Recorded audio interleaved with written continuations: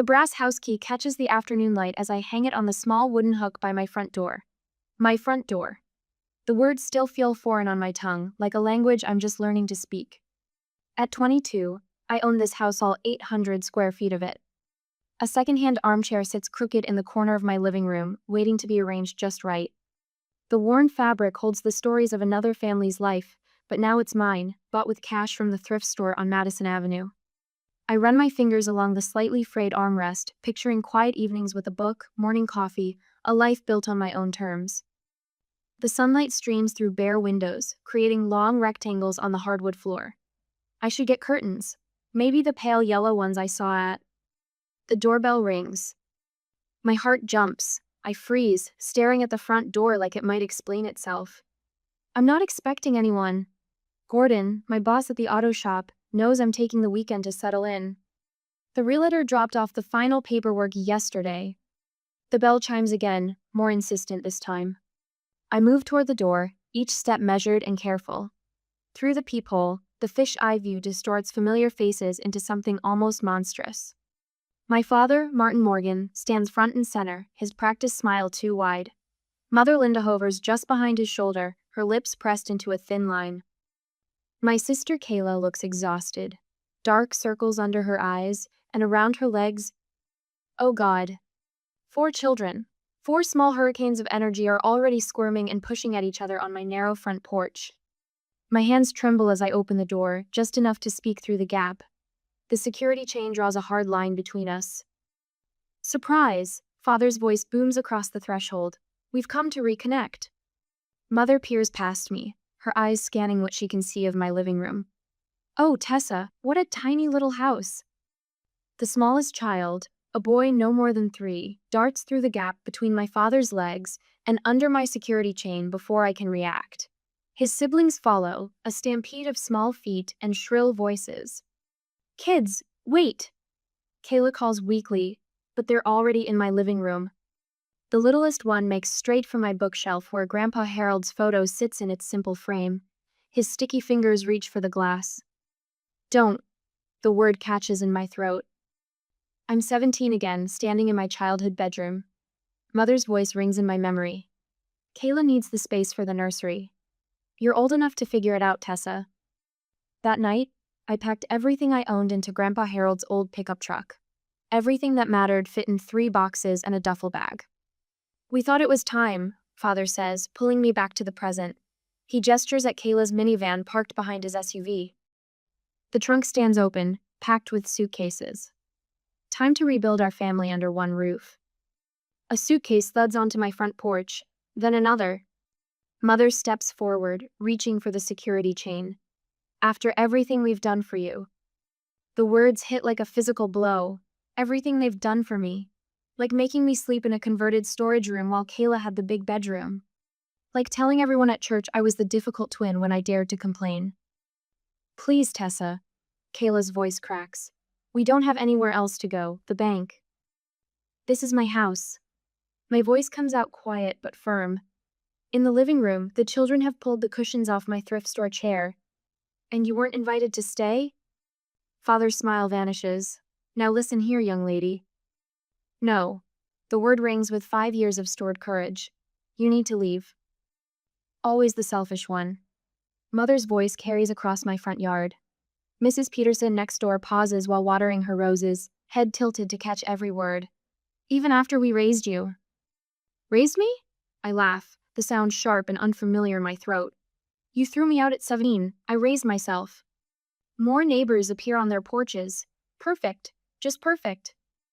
Blood is supposed to mean something, Mother shouts as I close the door. The sound echoes through my empty house, mixing with the chaos of children and the thud of more suitcases hitting my porch. I press my back against the door, sliding down until I sit on the floor. Through the wood, I hear Father's muffled voice turning threatening, Mother's theatrical sobs, Kayla's children screaming. The brass key glints on its hook, catching the afternoon light. My house, my rules, my life.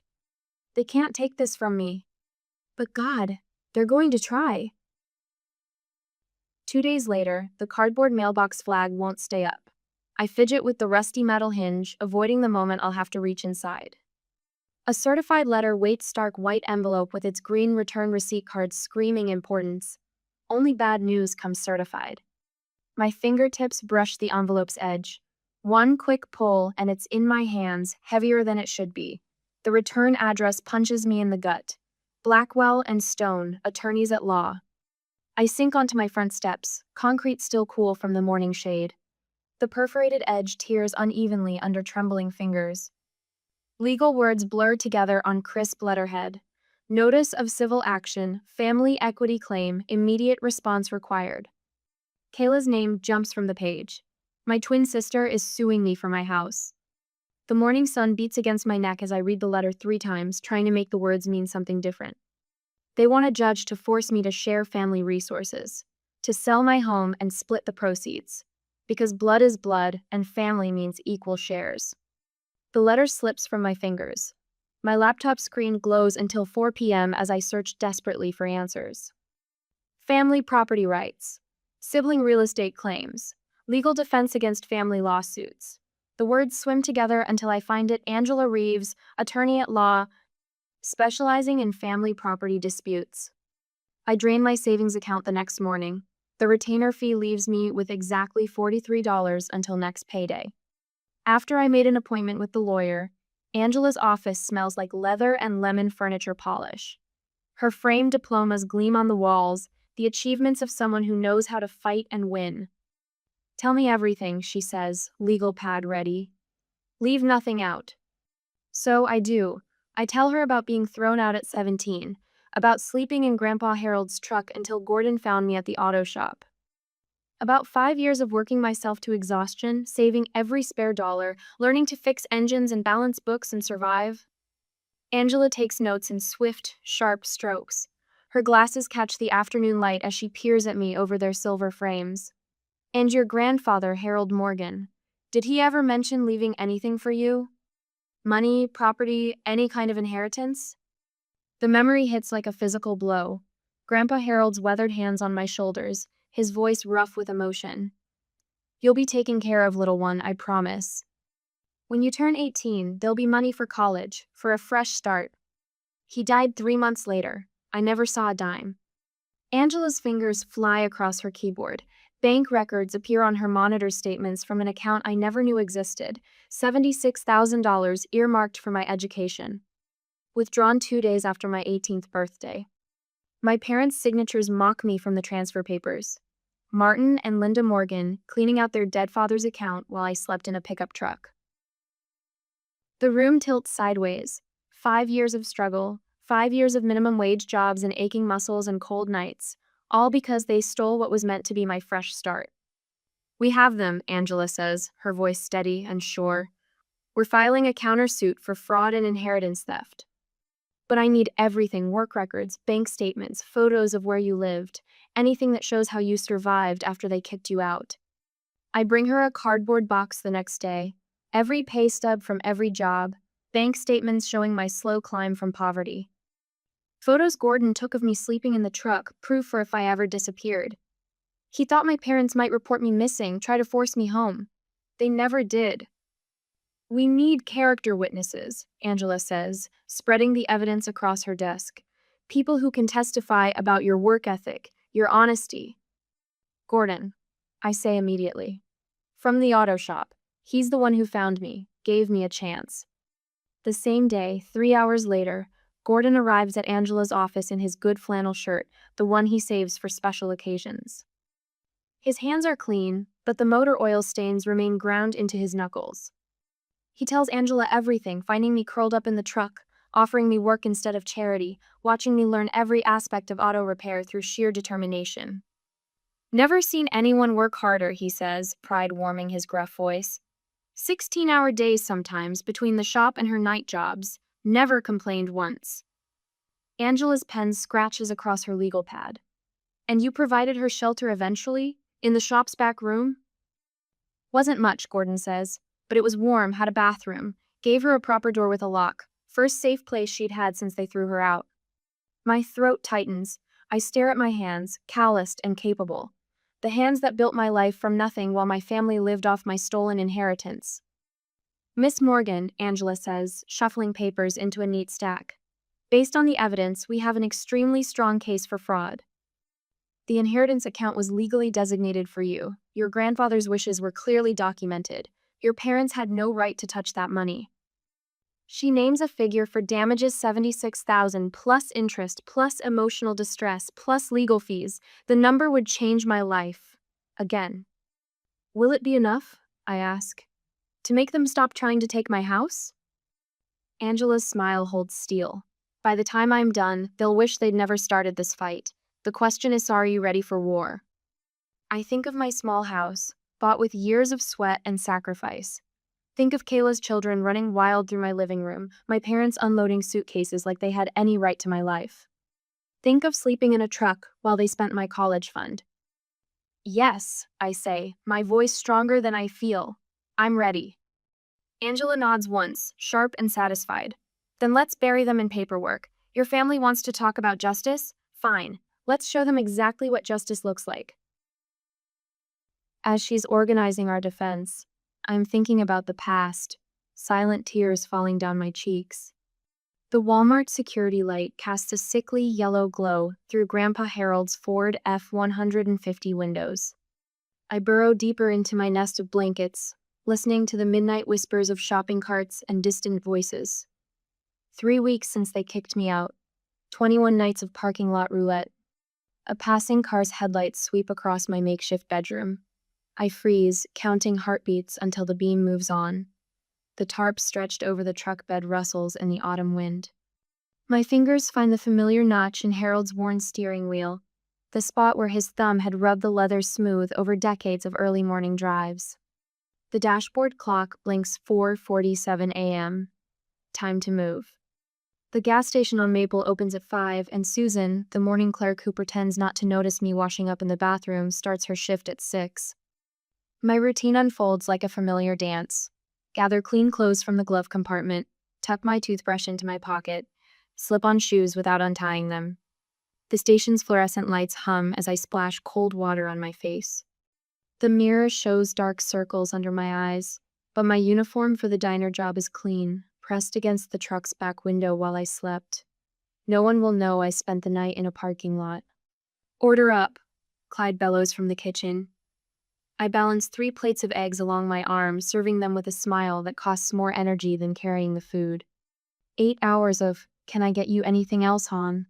Later, I'll stock shelves at the drugstore until midnight. The envelope marked, "Someday home," grows thicker by the day, but never thick enough. Every 48 hours, I move the truck. Tonight, it's the strip mall behind the abandoned Kmart. Tomorrow, the park and ride by the interstate. Keep moving. Stay invisible. The police car that cruises past at 2 a.m. doesn't see the 17-year-old girl curled under a tarp, just another old truck in a city full of them. The October rain turns to sleet, drumming against the metal roof.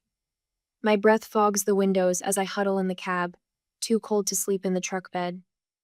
The auto shop's red neon sign reflects off the wet pavement. Gordon's Automotive Repair. Their lot is dark, sheltered by oak trees. Just for tonight, I think. Just until the storm passes. Thunder cracks. I jolt awake to knuckles rapping on my window. A man with steel gray hair and lined features peers in, concern etched in the creases around his eyes. My heart pounds. I grab Harold's old wrench from under the seat, ready to run, fight, survive. Shop opens in 10 minutes, he says, voice gruff but steady. Not angry, not threatening. Just stating a fact. Could use someone to sweep up. Pays $8 an hour. The wrench trembles in my hand. I don't need charity. Good, because I'm not offering any. You want the job or not? My fingers uncurl from the wrench. Through the rain-streaked glass, I study his face. No pity, no judgment. Just the simple math of work and wages. The shop smells of oil and rubber, metal and possibility. Gordon shows me where to find the broom, points out which areas need sweeping. By noon, I'm organizing his filing cabinet. By closing, I'm answering phones, writing up service tickets, learning the difference between synthetic and conventional oil. You sleep in the truck. You lock the gate when you leave. Gordon says that night, dropping a ring of keys on the desk. Not asking, not judging, just offering facts and choices. Weeks blur into months. Gordon teaches me to change brake pads, replace alternators, diagnose engine knocks. The gas station job stretches from 7 to midnight, every dollar another brick in the foundation of my future. I take online accounting classes between oil changes, study manuals during lunch breaks. Girl doesn't know what she's talking about. A customer sneers when I tell him his timing belt needs replacing. Get me a real mechanic. Gordon's footsteps crunch on metal shavings. He doesn't speak, just stands behind me, arms crossed, waiting. I walk the customer through the diagnostic steps, pointing out the wear patterns, the metallic debris, the telltale signs of impending failure. My voice stays steady, technical, sure. When I finish, Gordon nods once and returns to his office. The customer schedules the repair. The back room becomes my sanctuary. A narrow cot, a small dresser, a lamp for late-night studying. No more parking lot roulette. No more sleeping under tarps. My first bonus check goes into an envelope marked "Someday Home." The stack of bills grows slowly, but it grows. Winter melts into spring, melts into summer. My knowledge expands with the seasons, transmissions, electrical systems, computer diagnostics. The line of customers requesting the girl mechanic stretches longer. My saving account inches upward, dollar by dollar, dream by dream. The realtor blinks at my credit report. 5 years of documented income. 0 debt. A down payment saved penny by precious penny. You've never missed a payment on anything, she says, shuffling through papers. Not one late mark. She brings me back to reality, and I wipe my tears. Later that night at home, I am thinking about the moment when I first came here a month ago. I signed the mortgage documents with Harold's old pen, my hand steady. The key felt light in my palm, but it anchored me to the earth. My own walls, my own roof, my own life, built from the ground up. That first night, I spread a sleeping bag on the empty living room floor. The house creaked and settled around me, speaking in the language of new beginnings. Through the window, I watched stars wheel across the sky, each one a pinprick of light marking the distance traveled from that first night in the Walmart parking lot. I was thinking tomorrow I'd buy furniture, paint walls, plant flowers in the soil I own, but that night I lay there in the quiet, listening to the sound of freedom. It whispers through empty rooms like a prayer of thanksgiving, blessed by the ghosts of parking lots past, and the grease-stained angels who taught me to build an engine, rebuild a life. The darkness holded no terror now. I've learned its language, mapped its territories, and claimed my space within its borders. Each breath draws in the scent of possibility, exhales the last traces of fear.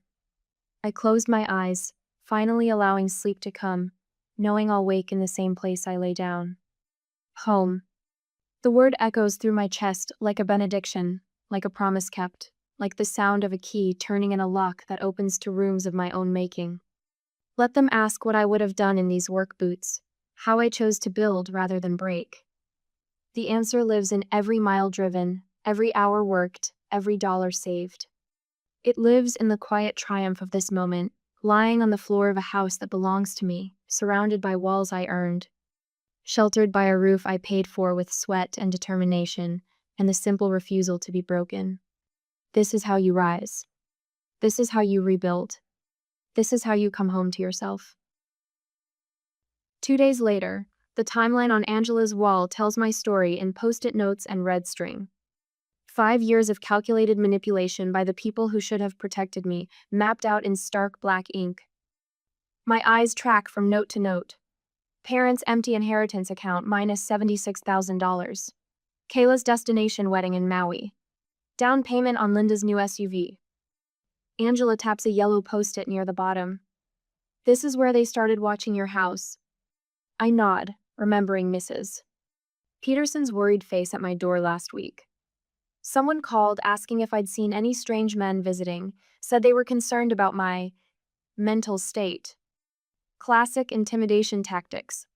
Angela adjusts her wire-rimmed glasses.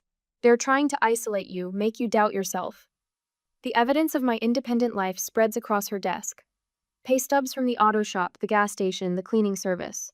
A photo of Grandpa Harold's rusty Ford where I slept those first months. Bank statements showing every dollar I saved, every extra shift I worked. Your paper trail is immaculate, Angela says. Not a penny they can claim came from them. A car horn blares outside on the street later that day. I flinch, then force my shoulders to relax. Yesterday, Father appeared at Gordon's shop, all concerned smiles and reasonable tones. Just want to talk sense into my little girl, he told the other mechanics. Gordon threw him out, then spent an hour teaching me how to adjust a timing belt, his steady voice washing away the panic.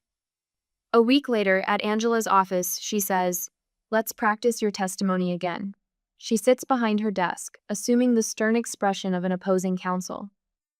"Miss Morgan, isn't it true that your parents provided you with food and shelter for 17 years?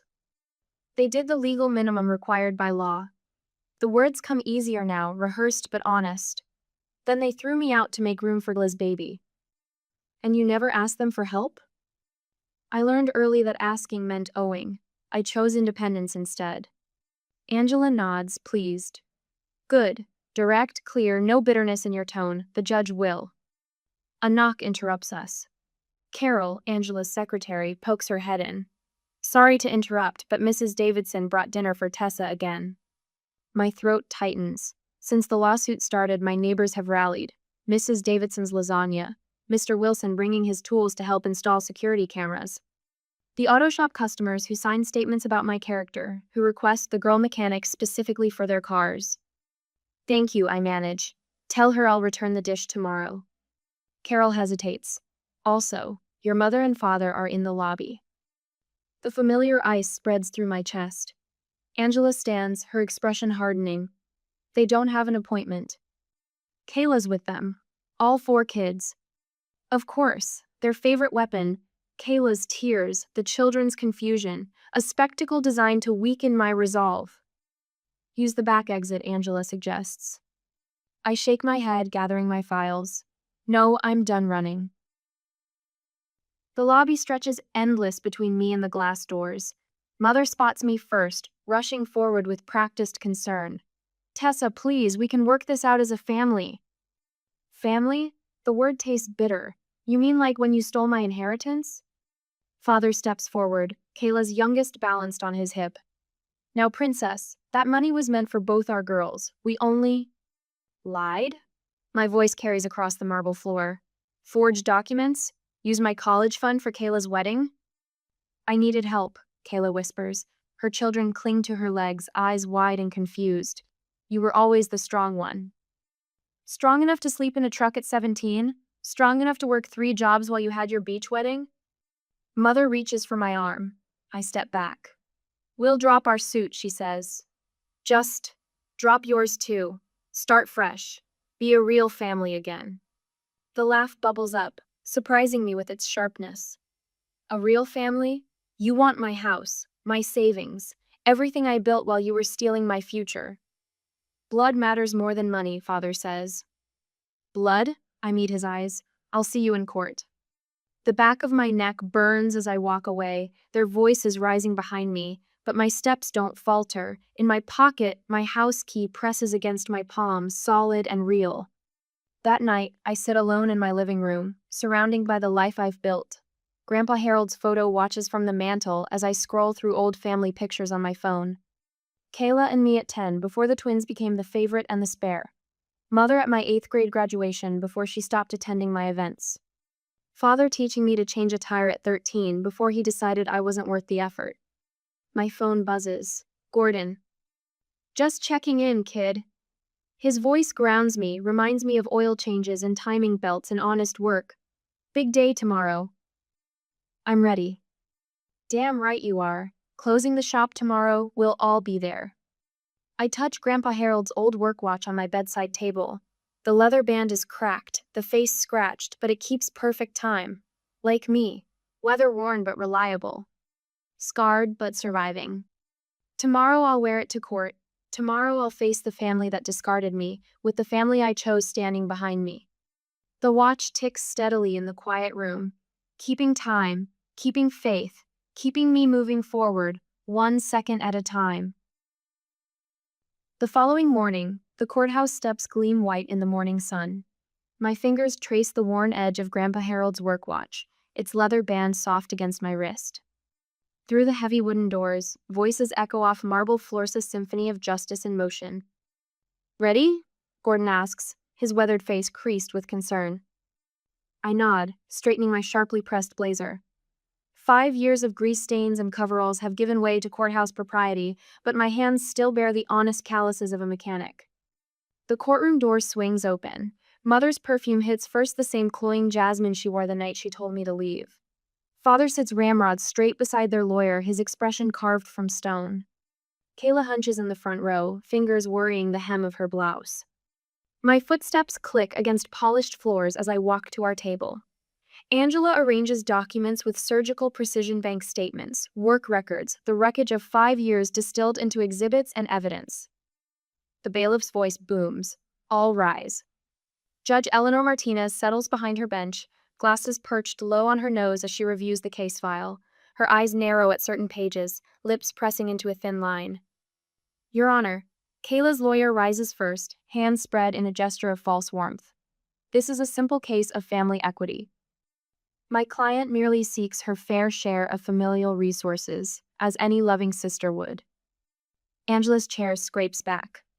Your Honor, this case is about theft, not equity, and we have the documentation to prove it. The morning unfolds in carefully measured testimony. Kayla takes the stand first, tears welling on cue. We shared everything growing up, she says, voice wavering. Clothes, toys, our room until she chose to leave. Tessa was always different, distant. When I needed the space for my first baby's nursery, she just left. No goodbye, no trying to work things out. And now she won't share this blessing of a home with her own family in their time of need. My fingers curl against the smooth wood of our table. 5 years of carefully built control keeps my face neutral, even as old wounds throb beneath my skin. Father testifies next, his familiar pastor's voice ringing with authority. The inheritance was meant for both girls, of course. Harold would have wanted that. We simply managed it as loving parents should. And these credit card statements?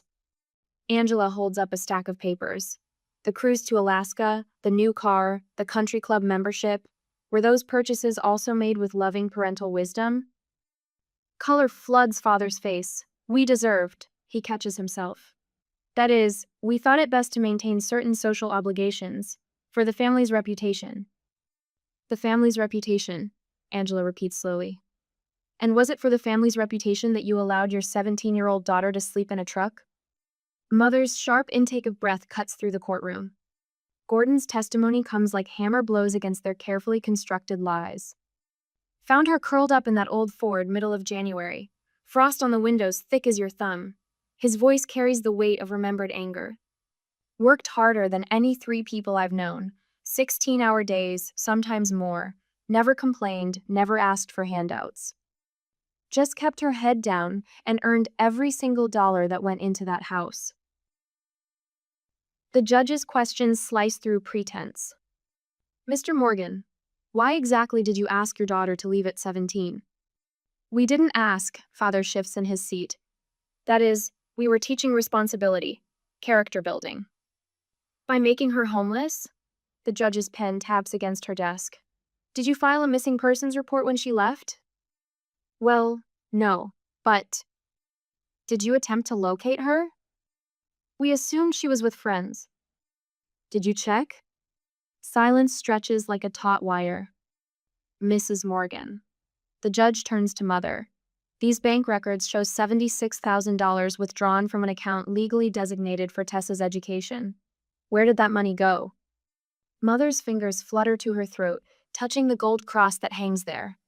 Family expenses, Kayla's wedding, the nursery, things any mother would. Things explicitly forbidden by the terms of the inheritance. The judge closes the file with finality. I've heard enough. The verdict falls like summer thunder. The plaintiff's case is dismissed with prejudice. Each word rings against marble walls. Furthermore, I find in favor of the defendant's counter suit. The defendants, Martin and Linda Morgan, are ordered to repay the full amount of $76,000 plus 5% annual interest calculated from the date of withdrawal. Additional punitive damages of $25,000 are awarded for emotional distress and legal fees. 15 minutes later, outside, reporters cluster like sparrows, microphones thrust forward. Miss Morgan, how does it feel to win against your own family? Tessa, will you forgive your parents? What do you say to others facing family betrayal? Mother's voice rises above the chaos. Tessa, please, we're still your parents. Blood is blood. I turn, sunlight warm against my face. Today isn't about winning. I say, voice carrying across the courthouse steps. It's about truth. Sometimes the hardest truth is learning the difference between the family you're born with and the family you build. Gordon waits at the bottom of the steps with my shop crew. Their familiar faces shine with pride and something deeper, the bonds of chosen family, forged in trust and sealed with time. I don't look back as I walk away from the cameras, from the echoes of old pain, from the shadows of what family should have been. Grandpa Harold's watch ticks steadily against my wrist, marking each step toward a future built on my own truth. Behind me, Mother calls one last time. Tessa, don't you dare walk away from us again. But I keep walking. Because sometimes walking away isn't an act of cowardice, it's the bravest thing you can do. I will never allow them to humiliate me ever again. 6 months later, the brass house key catches the morning light as I water my newly planted marigolds. Orange and yellow blooms nod in the gentle breeze, their faces turned toward the rising sun. The certified check from my parents sits on the porch swing behind me, still sealed in its envelope after a month. My garden spade rests against the wooden railing, crusted with fresh dirt from planting herbs yesterday. Rosemary, sage, and mint, simple plants that thrive with the right care, like me. Inside, my house has taken shape around me. The thrift store armchair now faces east, perfect for morning coffee. A soft Afghan drapes its back, picked up at a church sale for $3. Simple curtains filter the sunlight, turning it butter yellow across my hardwood floors. The mailman's footsteps crunch up my gravel path. More cards from my family, no doubt. The growing stack sits unopened in my kitchen drawer next to the takeout menus and spare batteries. Last week, Mother slipped a tear-stained letter through my mail slot. Yesterday, Father left another voicemail about starting fresh as a real family. The mail drops through the slot. Bills and junk mostly, except for one cream-colored envelope with familiar handwriting. Kayla, again. My phone buzzes on the porch rail. Gordon's name lights up the screen. Meeting in 20 about the manager position, his text reads, "Bringing donuts." A smile tugs at my lips. Gordon never brings donuts unless it's something big. The promotion we discussed last week must be happening. 5 years of oil changes and brake jobs, learning every engine that rolled into the shop, staying late to finish paperwork, it's all led to this moment. The check on my porch swing catches my eye again. Enough money for 2 years of business classes at the community college with plenty left over. The justice feels hollow somehow, like trying to put a price tag on 5 years of struggle. But the future it could build, that's worth everything. My garden hose drips steadily, creating dark patches in the soil. A robin hops closer, searching for earthworms in the damp ground. This is what peace feels like, I realize. Not the absence of conflict, but the presence of growth. The screen door creaks, and I step inside to change for work. My living room walls, once bare, now hold carefully chosen pieces of my life. The framed house key hangs beside my first pay stub from Gordon's shop. Below them, Grandpa Harold smiles from his silver frame, his kind eyes crinkling at the corners. My therapy journal lies open on the coffee table, last night's entry still visible. "You can't heal in the same environment that made you sick." Dr. Chen's words from our last session. She'd nodded approvingly when I told her about setting boundaries with my family. The morning light streams through my front windows, painting patterns on the floor. This house isn't just shelter anymore, it's proof that broken foundations can be rebuilt. Every mortgage payment, every careful repair, every small improvement stands as testimony to what determination can build from nothing. A shadow passes my window. A girl, maybe 16, peers through the glass at Gordon's shop across the street. Her clothes hang loose and her backpack bulges with what looks like everything she owns. My throat tightens. I know that look, the careful way she studies the building, wondering if it might offer sanctuary. My work boots wait by the door, laces still tied from yesterday's shift. I grab them, along with my keys and wallet. The girl startles when I cross the street, but something in my expression must reassure her. Help wanted? Her voice barely carries across the parking lot.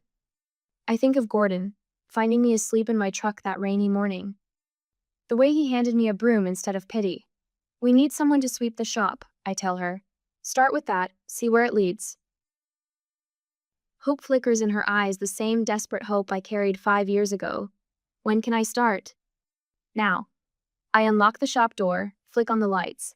I'm Tessa. First thing we teach here is how to properly clean a workbench. She follows me inside, footsteps hesitant on the concrete floor. Her shoulders stay tense, waiting for the catch, the moment when kindness turns to cruelty. I recognize that, too. What's your name? I ask, pulling out the broom. Jenny.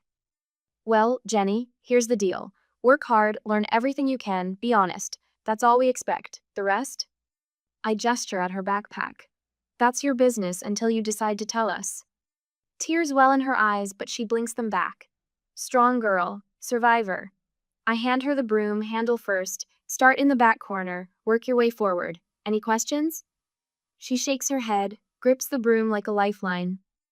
The morning sun streams through the shop windows, catching dust motes in its beam. They dance like tiny stars, swirling in the light. My phone buzzes again, mother's number displayed on the screen. I look at Jenny, already sweeping with fierce concentration. At my house across the street, morning glories climbing the porch trellis I built last weekend. At the future stretching before me, unwritten and full of possibility. The phone keeps ringing. I press silence without hesitation. Some calls don't need to be answered. Some gardens grow better with careful pruning. Some families are chosen, built on foundations of kindness rather than blood. My garden hose still drips across the street, feeding the marigolds I planted at dawn. They'll bloom all summer if tended right. I know something about that now, about growing things, about nurturing strength from broken ground. Gordon's truck pulls into the parking lot, pink bakery box visible on the passenger seat. Jenny sweeps steadily in the back, each stroke of the broom a small act of faith in tomorrow. The sun climbs higher, warming the concrete beneath my feet. This is what healing looks like. Not the absence of scars, but the presence of new growth. Not the forgetting of past wounds, but the planting of future gardens. Time to get to work.